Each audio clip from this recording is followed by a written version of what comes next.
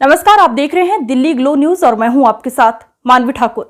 शुरुआत करते हैं आज की खास खबरों से। केंद्रीय जल शक्ति मंत्री गजेंद्र सिंह शेखावत ने पूरे विश्वास के साथ कहा कि अब की बार प्रधानमंत्री नरेंद्र मोदी के नेतृत्व में भाजपा गठबंधन 400 पार सीटें लाएंगे। पेपर लीक को लेकर राज्य सरकार की कार्रवाई पर उन्होंने कहा कि हमने पहले ही कहा था, जो लोग नकल में सम्मिलित है, केवल वही नहीं, जो लोग नकल के माध्यम से पिछले दरवाजे से नौकरियों में गए हैं, उन सबके खिलाफ कार्रवाई करेंगे। अभी तो शुरुआत है।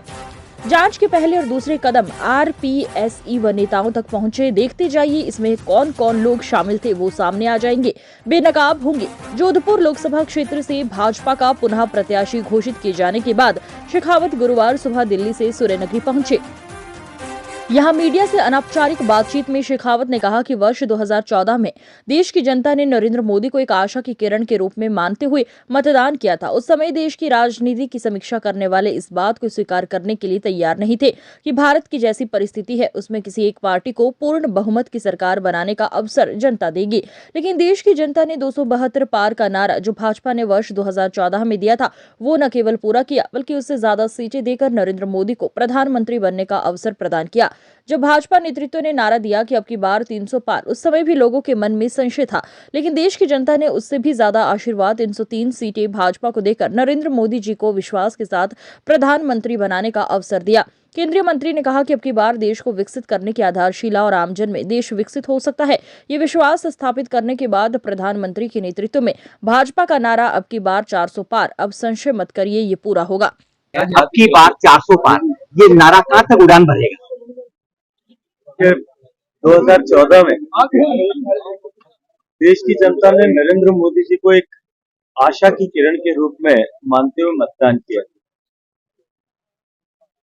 उस समय देश की राजनीति की समीक्षा करने वाले कोई भी लोग, जिसमें आप मीडिया के मित्र भी शामिल थे, सारे देश भर के, दुनिया भर के समॉलजिस्ट भी शामिल थे, कोई इस बात को स्वीकार करने को तैयार नहीं था कि भारत की जैसी परिस्थिति है, उस परिस्थिति में भारत में किसी एक पार्टी को पूर्ण बहुमत की सरकार बनाने का अवसर जनता देगी या बना सके। लेकिन देश की जनता ने अब की बार 272 का पार का नारा जब 2014 में दिया था, उसको न केवल पूरा किया, अब तो उससे ज्यादा सीटें देकर के नरेंद्र मोदी जी को प्रधानमंत्री बनने का अवसर प्रदान किया। 2019 में 5 साल तक नरेंद्र मोदी जी ने जिस तरह से जनता का विश्वास अर्जित किया, देश का सम्मान बढ़ाया, गरीब का जीवन परिवर्तित किया,